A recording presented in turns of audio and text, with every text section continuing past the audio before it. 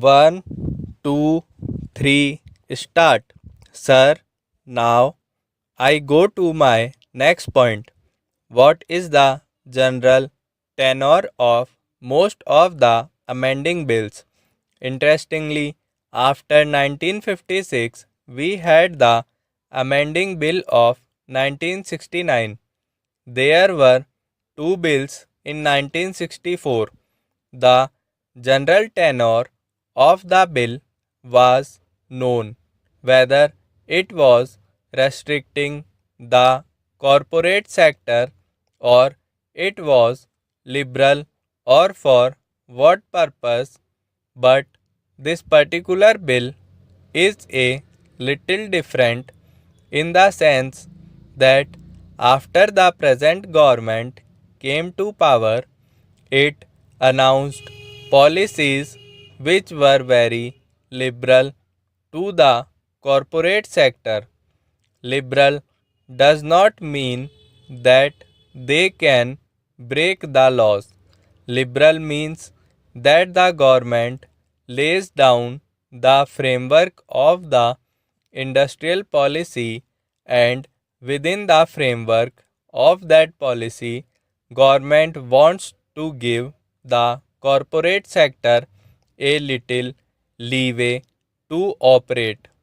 But here I find under section 270 or section 372 a whole new definition is given to intercorporate deposits, including deposits within the meaning of loan, not only creates trouble for the corporate sector, it is violence to the English language. By no stretch of imagination can a deposit be termed a loan. We are making deposits in banks. They cannot be called loans.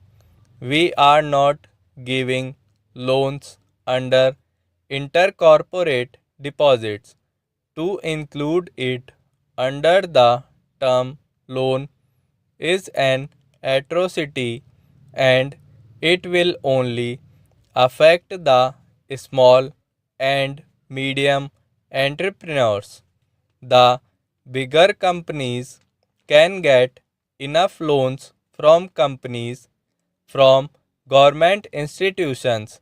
In spite of our talk of socialism and decentralization, it is always the bigger companies which get the larger cake out of the government resources, and it is the small and medium people who are hit hard by this provision.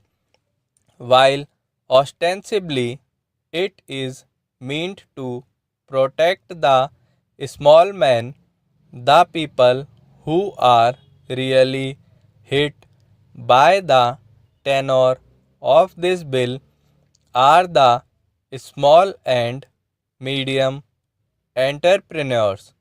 The MRTP and FERA companies are not affected by this bill at all. I do not suggest that there should be any restriction put on MRTP or FERA companies which are not realistic.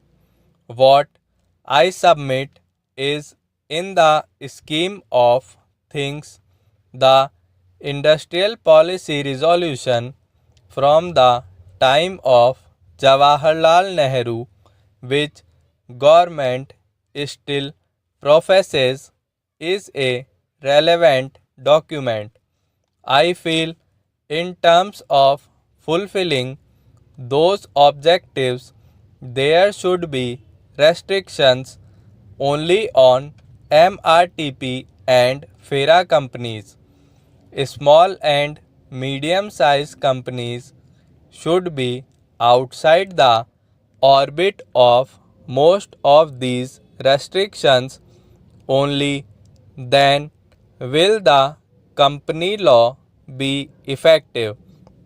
Otherwise, this series of amendments may add to the plethora of amendments that we have been adding from year to year. Stop.